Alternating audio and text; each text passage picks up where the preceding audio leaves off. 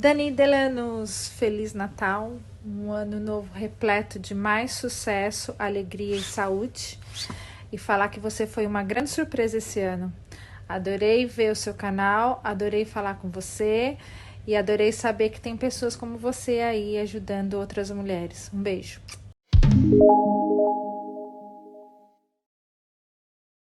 Bom dia, pessoal! Bem-vindos ao canal Dani Delanos, bem-vindos ao nosso quadro Mundo Gringo. E hoje a gente veio com a continuação da história da Jéssica. Se você perdeu essa história, um conto de fadas moderno, começa aí no vídeo anterior. Vou deixar aqui embaixo também o vídeo, o anterior. Por quê? Porque lá a Jéssica conta, né? Ela foi criada num... Vou dar um resumão aqui pra vocês. Ela foi criada num conjunto habitacional da Coab, não vem de uma família de grandes posses, mas com muita luta a família dela conseguiu ir melhorar. A Jéssica estudou numa escola particular graças à bolsa de estudos que ela ganhou, estudou na cultura inglesa graças a bolsas de estudo que ela ganhou, e ela sempre achou que a educação que a levaria para frente, né? Que ela estudando, ela chegaria a algum lugar. E eu concordo muito com ela.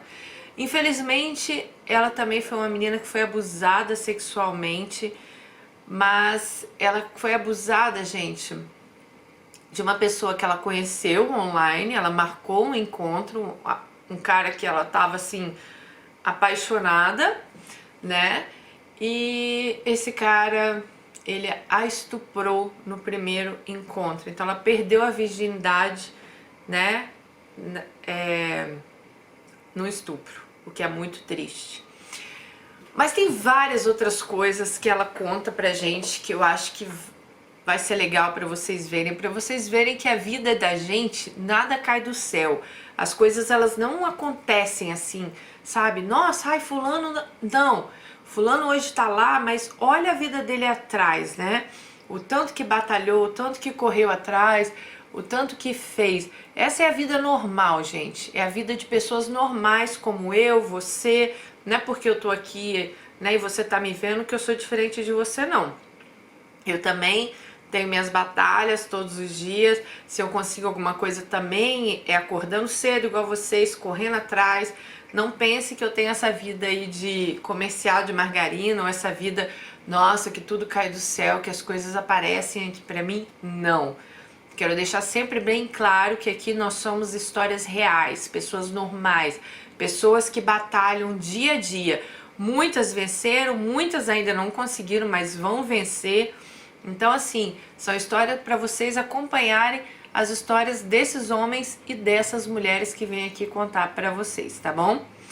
Então vamos lá continuar a história dela. Se você não viu o vídeo anterior, eu te aconselho a ver o vídeo anterior primeiro para você entender direitinho um conto de fadas moderno aí, o capítulo 1, a parte 1, e agora vamos à parte 2.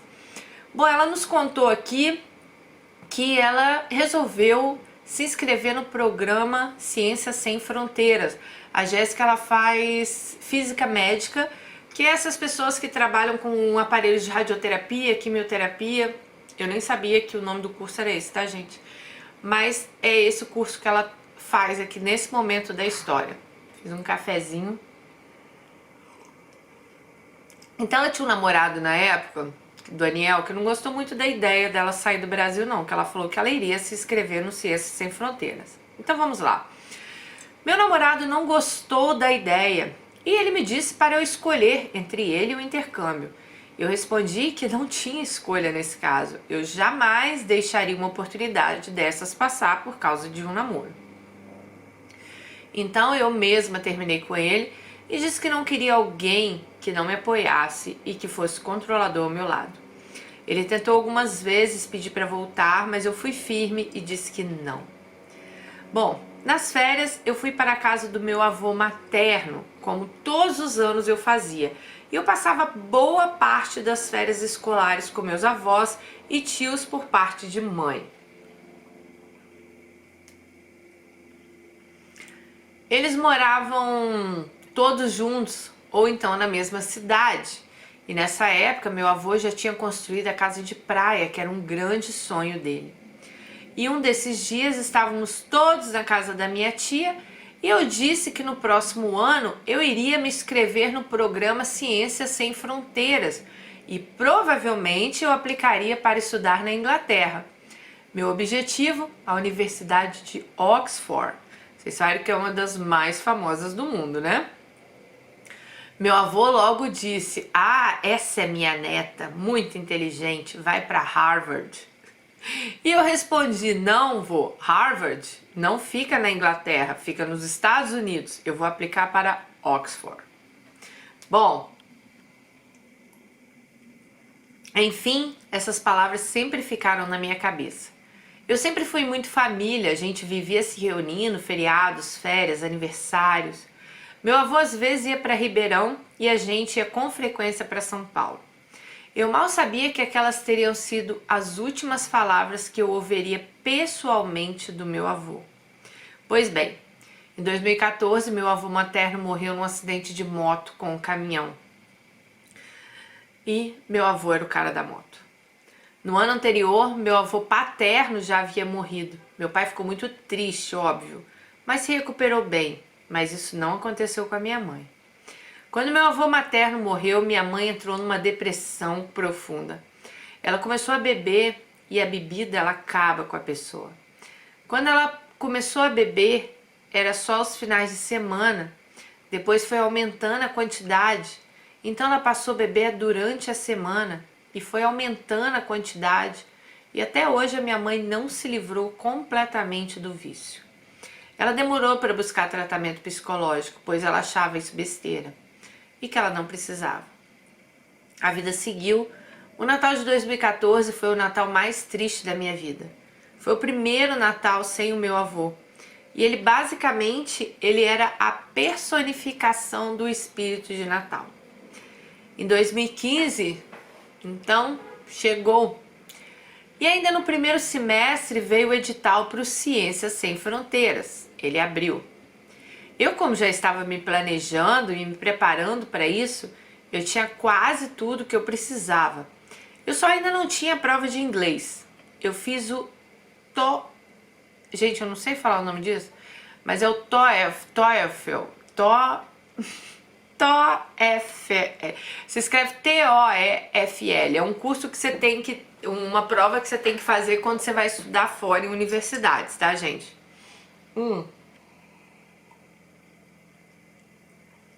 Essa prova, ela era oferecida pelo governo. Fiquei com medo de não ter passado. Fiz um bico numa feira de ciências no shopping para pagar essa prova, tá? Continuei com medo, mas não tinha como fazer outra prova. Então o jeito era esperar o resultado sair. O resultado saiu e eu passei. Chegou a época de escolher o país e enviar as inscrições. Por algum motivo, não me lembro qual, eu mudei de ideia e não queria mais ir para a Inglaterra. Então eu decidi que eu iria me inscrever para os Estados Unidos. Foi uma correria, pois eu não estava preparada para o processo dos Estados Unidos, e sim para o processo da Inglaterra. Eu não sabia nada sobre as universidades americanas. Eu teria que escrever novas cartas de motivação e organizar alguns outros requerimentos que estavam necessários para o processo americano. Mas no final deu tudo certo. Nesse meio tempo, eu estava andando no centro da minha cidade. Quem eu encontro? Henrique. Conversamos um pouco e no mesmo dia quem me chama no WhatsApp? Henrique. Então começamos a ficar. Mas eu tinha algumas questões, sabe? Eu acho que eu já estava quase 100% bem comigo mesma. Mas eu tinha ainda alguns complexos religiosos, eu não frequentava mais a igreja, mas eu continuava me martirizando, falando para mim mesma que sexo antes do casamento era errado. Eu queria fazer, mas eu me sentia culpada. Então eu acabava dando um gelo no Henrique. Passava uns dias, chamava ele de novo, a gente voltava a conversar, saía, passeava, estávamos bem, rolava sexo de novo, aí eu me sentia culpada e sumia. Ela tinha um problema com ela mesma, né, gente? Acho que por causa do estupro, né? Com certeza não era o certo que eu fazia com ele, mas eu não conseguia chegar a um consenso comigo mesmo. Era uma situação muito complicada. Eu tinha uma vida social bem ativa, Mais de uma vez na semana eu saía com meus amigos depois da aula. Eu sempre fui muito rolezeira, como dizem hoje em dia. A maioria das vezes era só para comer mesmo, mas estava em todos os rolés. E o Henrique não se importava com isso. E para mim isso era ótimo. Eu não suporto quando o homem quer saber de tudo. Aquele cara que quer saber onde eu tô, com quem, não é? O tempo inteiro. Também não suporto, amiga. Para isso, graças a Deus, meu marido é perfeito. Bom, mas vamos lá. Passou alguns meses, eu estava no shopping com o Henrique e recebi um e-mail da Universidade de Chicago, e Illinois. Nesse e-mail continha minha carta convite para estudar na universidade e mais outras informações para o visto. Meu Deus, eu fiquei muito feliz. Eu queria pular, gritar ali no meio do shopping e o Henrique estava lá comigo. Ele ficou muito feliz também. No mesmo instante, comecei a procurar pelos outros brasileiros que haviam sido aceitos na universidade também e começamos a conversar. Era uma vibe muito legal. Todo mundo se preparando, se ajudando com o mesmo objetivo. Ah, gente, eu acho tão legal isso. Ver vocês jovens correndo atrás e conseguindo, sabe, assim, ir atrás do sonho de vocês. Eu vejo a minha filha e eu penso, meu Deus, que força que essa menina tem, porque eu não sei se eu teria, sabe, juro pra vocês, eu posso ter muita força pra outras coisas, mas a força que a Belina teve pra entrar na faculdade de medicina, tentar ir 3 anos estudando igual a louca, eu não sei se eu teria, igual a ela aqui. Eu acho muito legal, muito legal.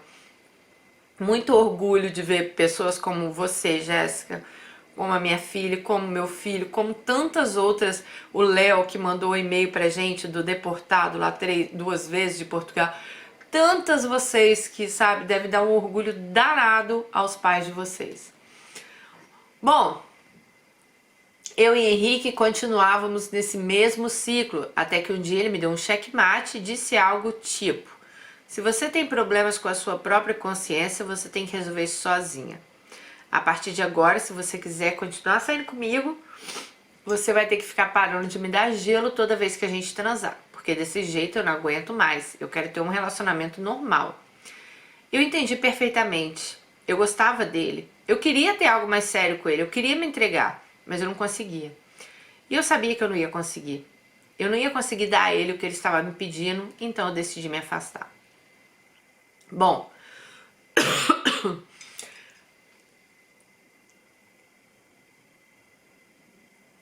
agora faltava pouco para eu partir para os Estados Unidos. Eu estava muito empolgada e ao mesmo tempo eu tinha medo e estava ansiosa. Eu tive que adiantar todas as provas da minha universidade porque eu sairia quase um mês antes do semestre do Brasil acabar e seria péssimo para o meu diploma eu perder um semestre inteiro. Então foi uma correria. Eu tive que estudar um monte de coisa adiantada, planejar a viagem, me despedir da família, até que chegou o dia do meu embarque. Eu fiz a última prova e no mesmo dia eu embarquei. Eu voltei para casa 30 minutos depois do planejado para a gente sair de casa. Enfim, saímos atrasados. E a minha mãe foi de Ribeirão Preto até Guarulhos falando que eu ia perder o voo porque eu me atrasei. Eu já estava desesperada. Minha mãe é muito pessimista, meu pai correndo na estrada. Por fim, chegamos com tempo de sobra. A primeira menina que conheci ainda no aeroporto se tornou a minha roommate e eu fui madrinha de casamento dela. Tenho contato com ela até hoje. Eu e a maioria dos brasileiros que estavam indo para a mesma universidade combinamos de chegar no mesmo dia. A maioria das meninas foram todas no mesmo voo e nos encontramos todos no aeroporto em Chicago. Acho que foi o melhor ano da minha vida. E até hoje toda essa experiência é muito forte. Espero nunca me esquecer de todas essas aventuras. No primeiro mês fizemos curso intensivo de inglês na própria universidade. Então chegou julho, tivemos férias, foi inesquecível. Fiz amizade com o pessoal que foi no edital anterior ao nosso e ainda estavam em Chicago. Nossa, foi muita experiência junto. Eu podia escrever um livro sobre esse intercâmbio, mas vou tentar focar nos pontos principais. Em Chicago eu baixei o Tinder, eu nunca tinha usado o Tinder antes. E depois dessa experiência, todos os meus próximos relacionamentos e dates foram através do Tinder. Chicago era uma cidade internacional, tinham várias universidades. Então era muito fácil achar festa para ir com preços acessíveis. Então a gente sempre ia para festa, pelo menos uma vez por semana. Eu não bebia, mas eu sempre ganhava drinks e dava para alguém que estava comigo ali. Isso eu achei incrível. Às vezes eu ganhava drink e eu não sabia nem por que eu estava ganhando. Não era igual no Brasil ou na Alemanha, que se o cara te pagar um drink, você aceitar, ele espera que você retribui pelo menos com um beijo. Mas como eu não ia para baladas no Brasil, eu apenas ia para festas universitárias nas repúblicas, eu não tinha muita noção de como era balada no Brasil. Mas fui muito mal acostumada pelos chicagoanos. Outra coisa que eu amava era a cultura de elogiar outras pessoas na rua. Todos os dias que eu saía com meu cabelo solto, alguém elogiava o meu cabelo. Homem, mulher, adulto, criança, isso foi ótimo para mim. Todo vestível de autoestima baixa e complexo com meu cabelo desapareceu ali, lá em Chicago. Eu tinha uma vantagem enorme em relação aos outros brasileiros da minha turma. Eu era a única brasileira e a turma era do máximo de 15 alunos. Então eu fiz amizade com todos os meus colegas de classe. Isso fez com que meu inglês decolasse. A gente se reunia para estudar juntos, íamos a pubs, a clubes, fazíamos atividades extracurriculares. Eu tô falando muito das festas e tal, mas eu ralei muito nas aulas também. Eu sempre fui muito estudiosa e o meu GPA foi o segundo maior da minha turma.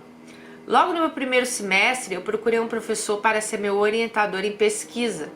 Pesquisa na qual apresentei em congressos tanto nos Estados Unidos quanto no Brasil. Eu comecei a ficar próxima da turma rolezeira que vieram no edital anterior ao meu e tinha um menino que dava muito em cima de mim. O nome dele, Anderson. Mas eu também tinha um amigo de turma que gostava de mim. E ele era uma gracinha, vou chamá-lo de John. Eu e John fazíamos todas as duplas juntos. Trabalhos, aulas experimentais, apresentações. Fazíamos tudo juntos. Chegou o Halloween e foi o primeiro dia na minha vida que eu vi neve. E que eu bebi bebida alcoólica. Eu fiquei bêbada, mesmo tendo bebido muito pouco. Alguns dias depois eu fiquei com um brasileiro e começamos a namorar. A gente se dava bem, tínhamos o mesmo grupo de amigos, a mesma turma para sair e não rolava ciúmes, o que era ótimo. Ficamos juntos até o final do ano. O intercâmbio dele acabou e ele voltou para o Brasil. Janeiro foram minhas férias, eu tive um mês de férias e fiquei um mês viajando. Viajei junto com a minha roommate, a família dela e a família dela. Fomos para a Flórida, ficamos 2 semanas em Orlando, fomos em todos os parques da Disney e Universal. E finalizamos com um cruzeiro nas Bahamas. Uma outra amiga nossa foi junto na viagem, ela se chamava de agregada, porque ela estava sempre no nosso quarto. A viagem foi incrível. Voltamos para Chicago e sabe o que eu fiz? Esqueci meu casaco de inverno dentro do Mega Bus em Miami. E estava em Chicago menos 15 graus, uma neve até o joelho. A minha sorte era que eu tinha um outro casaco e o pessoal que estava comigo também. Então eu consegui sair do aeroporto igual um balão, cheia de casaco por cima. Bom, as aulas voltaram e quem estava comigo? John, isso mesmo. John estava sempre lá comigo, ele fazia de tudo para mim. Meu relacionamento à distância com Anderson foi esfriando e decidimos dar um tempo, então comecei a ficar com John. Claro que isso não aconteceu do dia para a noite, tá? Demorou. John era lindo, inteligente e gostava muito de mim. Nessa época, eu me descobri uma Jéssica completamente diferente. Eu já não me prendia mais por causa de dogmas religiosos, e se eu quisesse sair e beber um drink, eu bebia. O meu emocional já estava ótimo, eu me dava muito bem comigo mesmo, eu me tornei uma mulher muito bem resolvida durante esse intercâmbio. Mas Dani, é importante frisar que esse processo não aconteceu nos Estados Unidos. Ele foi finalizado nos Estados Unidos, mas foi um processo de autoconhecimento e cura emocional que se deu desde o início do meu tratamento após o estupro E eu acho que esse processo levou 5 anos para ser encerrado. Então eu estava pronta ali para um relacionamento e eu e John começamos a namorar. Ele era um cavalheiro, abria a porta do carro, era gentil comigo, me tratava como uma princesa. Eu fui me envolvendo, acho que foi a primeira vez que eu me apaixonei. Eu gostava muito do John e parecia ser recíproco. O relacionamento foi ficando sério sem eu perceber. Nesse mesmo tempo eu comecei a procurar por estágios nos Estados Unidos, porque a nossa estadia poderia ser estendida por até 3 meses se eu realizasse um estágio. Meu foco era estagiar em algum acelerador linear ou clínica de radioterapia e medicina nuclear. Uso de radiação, mas todos os lugares desse tipo exigiam uma permissão de trabalho específica emitida pelo governo americano, que não pode ser fornecida a pessoas com visto J1, que era o visto que eu tinha. Então, eu não pude realizar um estágio nessa área. Então, comecei a pesquisar laboratórios e pesquisas em universidades. E adivinha o que me veio na cabeça? As palavras que meu avô disse. Lembra que o avô dela disse assim: um dia você vai para Harvard. Pois bem, entrei no site de Harvard e selecionei todos os professores que tinham pesquisas com as quais eu gostaria de trabalhar e enviei um e-mail pedindo um estágio de verão. Tive resposta de quase todos. Alguns me responderam que já estavam completas as vagas, mas que poderiam me dar uma vaga no próximo ano. Eu fiquei feliz. Isso indicava que eles gostaram do meu currículo. Bom, recebi 3 aceites na universidade e escolhi um professor que mais me identifiquei com as pesquisas. E fechei contrato para começar 2 dias após a minha última prova em Chicago. Bom, gente, Harvard, para quem não sabe, fica em Boston e ela estava em Chicago. Cara, essa menina que começamos a história dela lá na Coab está prestes a ir para Harvard. Bom, perto da minha mudança para Boston, algumas amigas da minha turma me chamaram para sair. Até aí tudo normal. A gente sempre saía juntas, mas na volta para a universidade, elas quiseram entrar numa loja de anéis de noivado. Achei estranho, mas fui. As meninas começaram a me perguntar qual anel eu achava bonito, se fosse para mim, qual eu escolheria, e esse momento a minha ficha caiu. Meu namorado estava planejando me pedir em casamento. Depois voltamos para a universidade e eu comecei a pensar sobre o ocorrido. Eu gostava de John, namorava com ele, mas eu não queria me casar. Eu tinha 22 anos e nós nunca tínhamos conversado sobre casamento. Não tinha ideia de quais eram as ideias de John sobre casamento, quantos filhos ele queria ter. Eu não conhecia nem a família dele, nem ele a minha. No dia seguinte, quando nos encontramos, tivemos uma conversa bem séria. Eu disse a ele que eu não me sentia preparada para casamento. Disse que logo eu teria que mudar para Boston, né? E que depois disso eu voltaria para o Brasil. E que, de acordo com as minhas condições financeiras, eu não tinha ideia quando eu poderia voltar a Chicago. Ele disse que me amava e que nós daríamos um jeito. Mas isso eu aprendi com o erro dos meus pais e de muitas outras pessoas. Gente, presta atenção no que ela fala aqui. Eu não acredito em dar um jeito. Eu acredito em planos concretos. E como nunca planejamos isso antes, eu não tinha juntado dinheiro para retornar aos Estados Unidos. Eu não tinha ideia de quando eu poderia montar um plano concreto para isso acontecer. Eu tenho certeza que ela é do signo de Melina, cara. Ela deve ser virginiana, não é possível. Tudo dela é muito planejadinho, sabe? Mas eu acho legal isso. Então vamos lá. Depois dessa conversa, acho que eu comecei a me fechar, fui ficando fria com ele. Talvez tenha sido só uma forma de me proteger, ou o universo me dando uma chance de preservar tanto a mim quanto ele, pois eu acredito que naquela época ambos não estavam preparados para o casamento.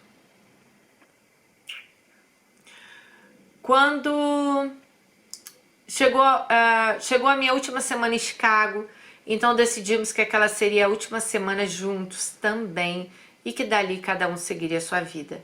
Aquilo partiu meu coração e provavelmente o coração dele também. Cheguei em Boston. A cidade era linda, eu sentia falta de Chicago, óbvio, mas Boston também é uma cidade incrível, porém muito mais cara que Chicago.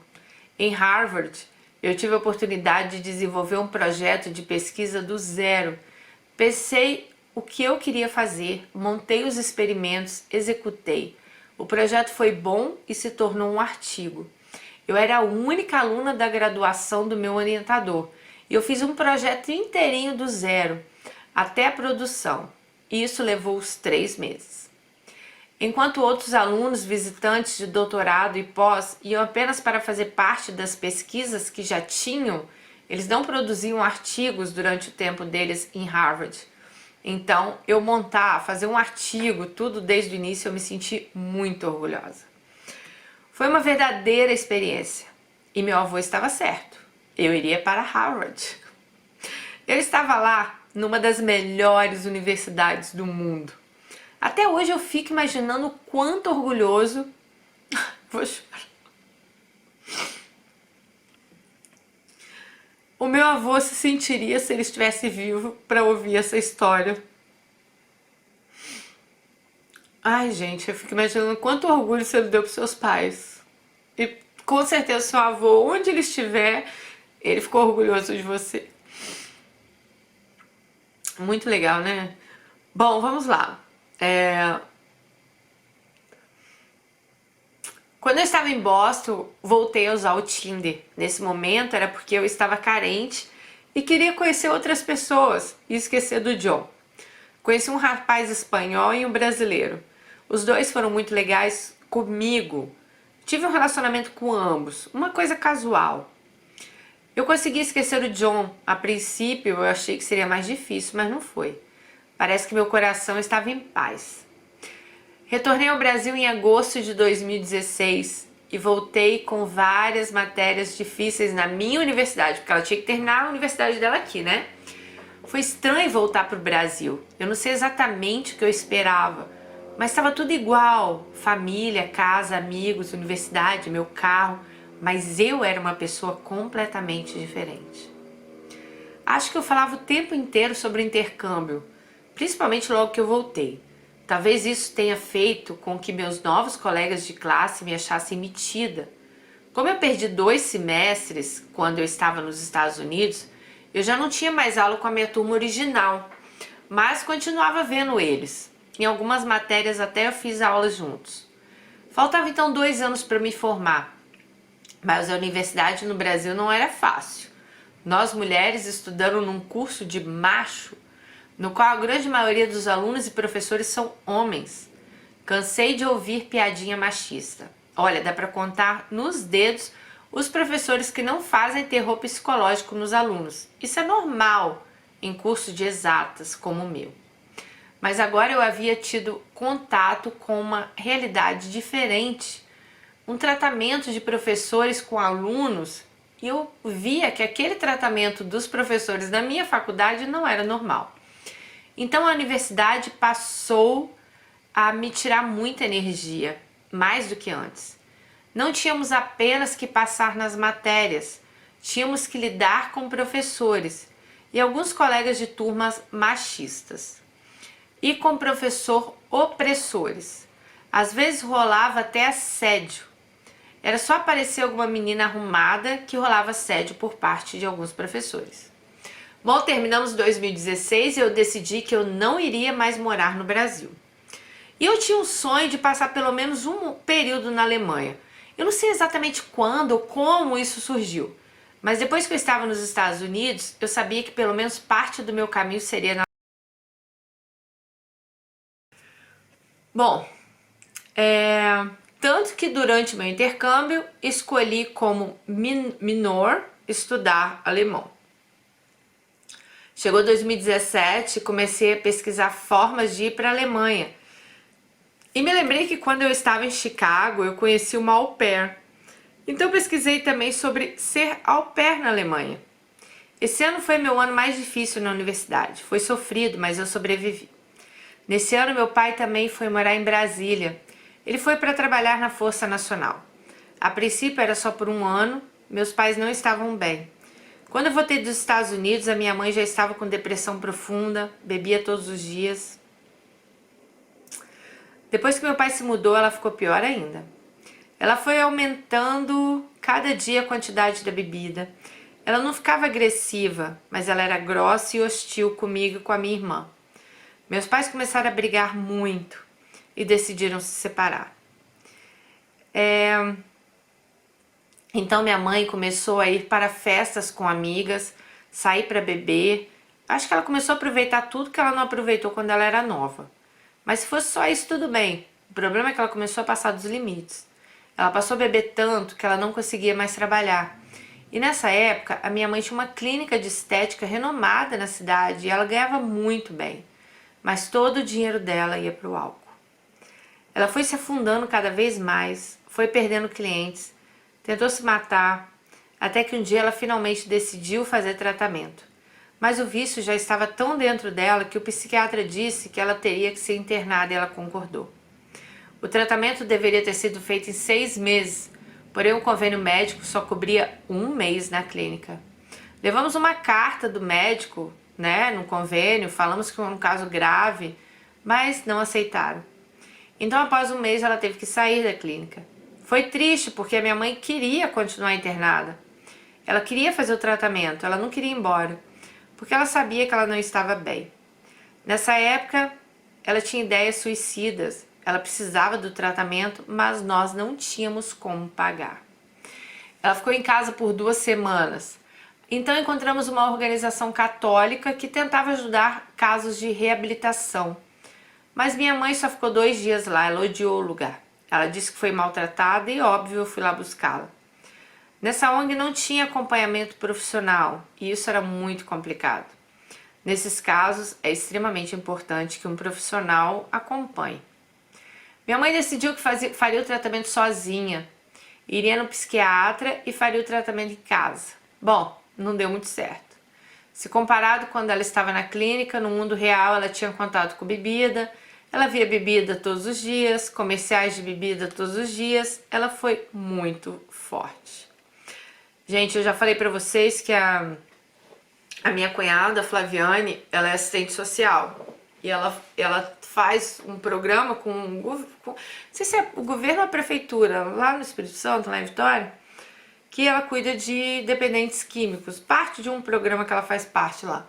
E ela falou que o vício do álcool é um dos mais difíceis. Ele é mais difícil que o crack, cocaína, que todos os vícios. Por quê? Porque o álcool, ele tá ali ao seu alcance todas as horas. Você, assim, a cocaína, o crack, ok. Quem fuma, quem usa, sabe onde encontrar. Mas é algo mais difícil. Você vai ter que ir atrás, você tem que ter dinheiro, você corre atrás. O álcool, cara, você vai lá no bar, compra uma cachaça, uma pinga, tá em todos os lugares, né? Não é algo que você vai correr um risco para comprar. Então, realmente é um vício muito complicado.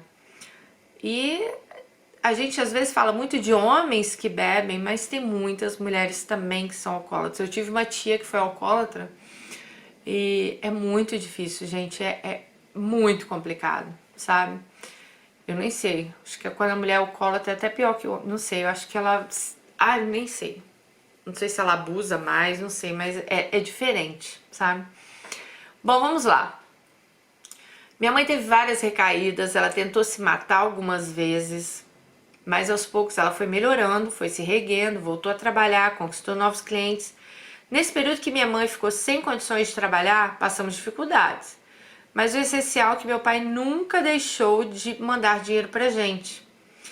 Hoje a minha mãe já tem a clientela dela novamente, mas por ser autônoma é aquela coisa. Tem mês que é fraco, tem mês que é bom.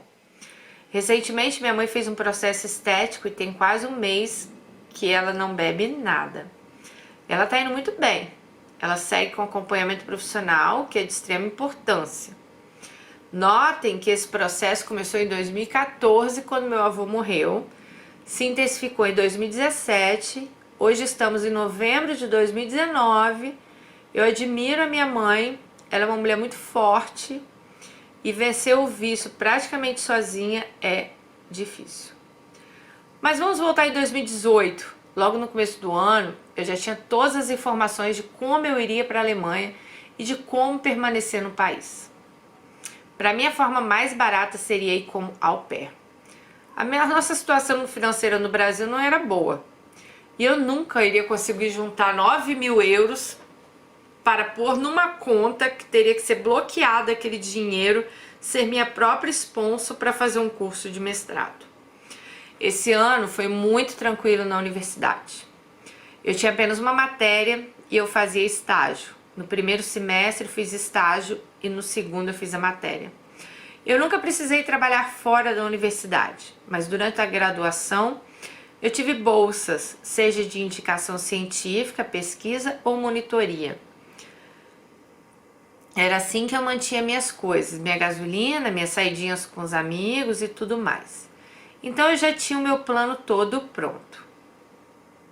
Eu precisava do dinheiro. O meu pai já havia dito que ele pagaria minha passagem para a Alemanha. Então eu precisava de dinheiro para duas coisas: renovar meu passaporte e fazer uma prova de proficiência em alemão, vistos e idas a São Paulo, pois tanto a prova quanto os vistos eram feitos lá. E também queria levar um dinheiro para a Alemanha comigo, né? Mas com o dinheiro que eu ganhava na minha bolsa, isso era quase impossível juntar. Mesmo que eu nunca mais saísse com os meus amigos, eu tinha que gastar com gasolina e com comida todos os dias, pois eu ficava na faculdade. Então comecei a fazer bicos num buffet infantil e comecei a vender doces na faculdade. Eu não conseguia juntar tanto como eu gostaria para trazer comigo para a Alemanha, mas eu consegui o suficiente. E a passagem meu pai pagou. Os anos de 2017 e 2018 foram anos que eu foquei nos meus estudos e nos meus objetivos. Fui à festa, sim, dava uns beijinhos, mas eu focada no meu estudo. Chegou 2019, me formei. E 2 dias depois que eu me formei, eu parti para a Alemanha. Não é fácil ser au pair, você precisa ter paciência porque você vai cuidar e aprender a amar um ser em formação. Uma pessoinha que muitas vezes não sabe o que é certo e o que é errado e precisa de muito planejamento. Cada detalhe da minha vinda para a Alemanha foi muito bem pensada e planejada. Eu conversei com várias famílias e tinha meus critérios de contrato muito bem definidos. Eu não queria vir para a Alemanha passar perrengue. Gente, au pair, para quem não sabe, é um programa que tem no mundo inteiro, que você mora na casa de uma família, porém não é que você vai morar lá, você vai ajudar a cuidar de uma criança. Isso aí cada au pair vai conversar, né? Mas normalmente você cuida da criança ou faz comida para essa criança, você é tipo uma babá, porém você tem horas que você pode ir estudar. Eu não sei se a au pair tem um dinheiro que... Acho que ganha um dinheiro, né? Não é tanto assim quanto uma babá ganharia, porque você tá tendo moradia e comida, né? Mas eu acho que você ganha alguma coisa por fora. Acho que tem um negócio assim. Mas anyway, ela foi ser au pair na Alemanha, tá, gente? Tem muitas au pairs que vêm para os Estados Unidos, isso tem um visto especial, tem programas que você pode procurar aí na internet. E tem uma idade também para isso. Não sei qual é a idade, mas tem uma idade. Então vamos lá. Eu e minha host family nos damos muito bem. Sempre nos respeitamos e nunca tivemos problemas. Tudo isso se resolve na base da conversa. Meu ano de au pair acabou e peguei um visto de trabalho voluntário para trabalhar num asilo. Essa foi mais uma saída provisória, porque algumas coisas não saíram como eu esperava e eu vou contar para vocês. Eu vim com a ideia de curtir também, então eu baixei o Tinder. Gente, rainha do Tinder, Jéssica. Eu conheci vários rapazes, mas quero dizer que eu me apaixonei logo no meu primeiro date do Tinder. Pois é, gente. Estou com meu atual namorado tem 11 meses. Basicamente o tempo que eu estou na Alemanha. Por isso, eu não esperava mesmo. Gente, eu sei que a gente nunca sabe o dia de amanhã, mas por enquanto estamos muito bem. Ele me respeita, me trata como uma mulher, né, uma mulher, Hoje eu tenho 25 anos, meu namorado tem 42. Ele não é de me encher o saco, ele não quer saber onde eu estou o tempo inteiro, ele não acha ruim de eu ir pra balada com as minhas amigas. Acho que isso é meio cultural da Alemanha. Tanto o homem quanto a mulher precisam de um dia para que eles saiam apenas com os amigos. É bem comum isso aqui. Bom, temos um diálogo incrível, conversamos sobre tudo. Claro que às vezes rola uma pitadinha de ciúmes de ambos os lados, mas a gente se respeita muito, conversa e fica tudo resolvido. Acho que é meu melhor relacionamento até hoje. Voltando aos imprevistos, eu vim para a Alemanha com a ideia fixa de após o au pair fazer o mestrado. Porém, eu meio que perdi o interesse em fazer mestrado, até porque o sistema universitário aqui é diferente. E eu já tinha feito todas as matérias de mestrado daqui da Alemanha. Aqui eu também descobri que tenho muito mais oportunidades do que eu esperava. Eu posso já trabalhar ou até mesmo mudar de profissão. E ando pensando nisso ultimamente. Enfim, eu fiquei meio que perdida nas possibilidades que eu tenho. Aceitei o trabalho no asilo para poder melhorar meu alemão e organizar meus documentos, seja para trabalhar ou para fazer uma nova graduação. Para finalizar, me considero sim uma menina mais que abençoada pelo universo, por seja lá o que rege nesse mundo. Mas também acredito que se eu souber aproveitar as oportunidades que aparecem na minha vida, e eu soube, eu consegui aprender com os meus erros, com os erros dos outros, sabe? Muitas vezes não precisamos viver o pão que o diabo amassou. Muitas vezes podemos olhar para as pessoas ao nosso redor e aprender com os erros delas. Na maioria das vezes não temos que pagar para ver, não. Claro que a gente tem dificuldades que são necessárias para a nossa própria evolução, mas tem coisas que podemos evitar se prestarmos atenção e coisas que acontecem em nossas vidas. Quero mandar um grande beijo para você, Dani, uma boa semana para você e um beijo para todas as meninas que te assistem. E Jéssica, a gente quer mandar um super beijo para você. Que história linda, cara. Que história extraordinária. Eu achei a sua história assim, você é uma menina normal, comum, você provou que a gente pode chegar onde a gente quer. Só que isso à base de muito esforço, de muita, sabe, de muito foco, de muita perseverança. Eu amei a sua história pra gente mostrar aqui que nem tudo são flores na vida da gente, mas nem tudo também, gente, é só coisa ruim. As coisas ruins acontecem, as coisas boas acontecem e a vida é assim. É dia após dia, a gente não vai ser feliz todos os dias. A gente não vai ser feliz o tempo todo, as coisas não vão dar certo pra gente o tempo todo, mas a gente tem que sim focar e ir atrás do nosso sonho. A gente tem que sonhar e realizar, a gente tem que sonhar muito, mas a gente também tem que correr atrás para realizar nossos sonhos. Eu acho que a história da Jéssica me emocionou, porque algo que o meu pai falava muito pra mim desde criança era: o seu estudo vai te levar onde você quiser chegar. E é verdade, gente. Estudo, conhecimento. Eu, sinceramente, eu acho que eu deveria ter ouvido mais o meu pai. Acho que se eu tivesse ouvido mais, eu poderia ter chegado muito mais longe. Mas ok, a gente aprende com nossos erros, né? Hoje eu vejo a minha filha e o meu filho se dedicando tanto aos estudos. Sério, isso me dá um orgulho tão grande, gente. Porque eu sei que eles querem chegar a algum lugar. Eu sei que eles querem ser, sabe, alguém no futuro. Assim como a Jéssica, assim como a Melina, assim como o Bruno, assim como o Léo, assim como tantas de vocês que me escrevem. E a gente sabe que essas coisas não caem do céu.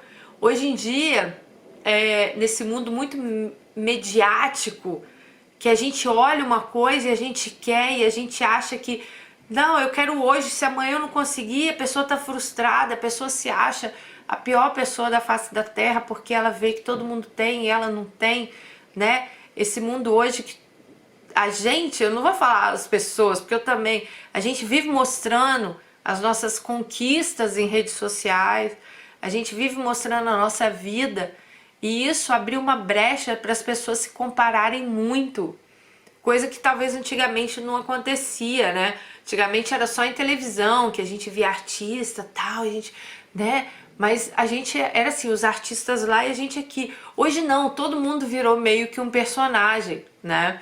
Pessoas foram aparecendo, as redes sociais estão aí para isso, e a gente começou a admirar pessoas e a gente vê meninas muito novas, já ganhando muito dinheiro, meninas essas que parece que nunca é o trabalho delas, mas eu digo assim, de um trabalho, digamos, né, que a gente está acostumado.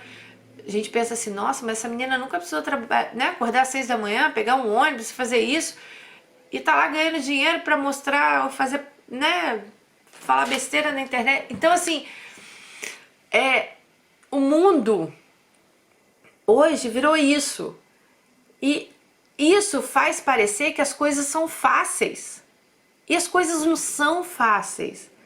E eu fico muito triste quando vocês me mandam mensagem. Ai, Dani, eu tô triste, que eu vejo a vida de todo mundo assim. Gente, isso é uma parte do que as pessoas mostram. Eu também não costumo mostrar assim meus perrengues, né? Eu falo com vocês, mas não é uma coisa assim que eu mostro sempre, tá? Mas eu tenho muito perrengue na minha vida também. Eu tenho muita coisa que dá errada também. Eu tenho várias vezes que eu já tive que correr atrás de muita coisa também. Nem tudo pra mim saiu conforme também eu planejei. Só que o importante é você não desistir. Se você tem uma meta, se você tem um foco, vá atrás dele. Foque naquilo, corra atrás daquilo. Você viu que a história dela, ela tá lá na Alemanha agora com o namorado, as coisas não saíram, mas ela tá aproveitando. É uma menina que foi estudar em Harvard, estudou em Chicago, sabe? E hoje ela tá na Alemanha. Essa menina tem 20 e poucos anos, gente. Ela se preparou, ela estudou, ela correu atrás. Ela não vem de uma família rica, como vocês puderam ver ali. É uma família que também luta muito. Então, assim, não é nada que eu ou você não possa conseguir. Então, eu gosto de histórias assim para vocês verem que tudo está ao alcance da gente. Podem ter certeza, gente. Às vezes você vai falar, mas Dani, pra mim não dá. Pra mim... Gente, dá. Se você quiser, se você começar a correr atrás, as coisas dão. Elas vão vir pra você. Elas vão chegar a você. E eu já falei aqui e vou repetir. Se não deu certo é porque não chegou no fim ainda. As coisas na vida da gente, a gente começa a fazer pra dar certo. Se você tem um sonho, é para você realizar. Se você está correndo atrás e não realizou ainda, é porque não chegou a hora, mas vai chegar. Se não deu certo, é porque não chegou no fim. Porque no final, gente, tudo dá certo. Vocês têm que crer, vocês têm que acreditar, vocês têm que ter força, vocês têm que ter foco. E o mais importante de tudo, vocês têm que ter fé. Porque sem a fé, gente, a gente não vai em lugar nenhum. A fé, ela realmente remove montanhas. A fé, ela remove a nossa vida. A fé, ela muda a nossa vida. A gente tem que ter algo em que acreditar. A gente não pode ficar uma pessoa desacreditada. A gente tem que ter algo para segurar naquilo e falar assim, não, eu vou em frente, tá bom? Ai, gente, é isso. Espero que vocês tenham gostado da história da Jéssica. Jéssica, um beijo, toda a felicidade do mundo para você. Toda a felicidade do mundo para todas as minhas Alices que estão aí assistindo, que mandam e-mail, que mandam cartinha, que mandam as suas histórias. A gente está chegando perto do Natal, a gente está chegando perto de um ano novo. Gente, mas não precisa esperar o ano novo. Todos os dias a gente tem como sim mudar a nossa história.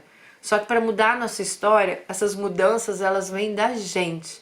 Comece a mudar por você, tá bom? Beijo no coração de vocês e até o próximo vídeo. Tchau!